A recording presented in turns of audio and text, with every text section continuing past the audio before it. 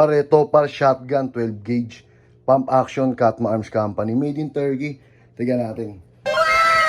Clear muna tayo. Okay, clear. Nabili ko to sa Red Loader Guns sa tapat ng Krami, sa Krami E-Arcade.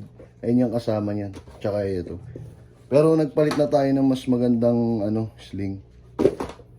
Tsaka to yung extra bala natin. Yung scope, di pa natin nalalagay. Ilagay natin soon.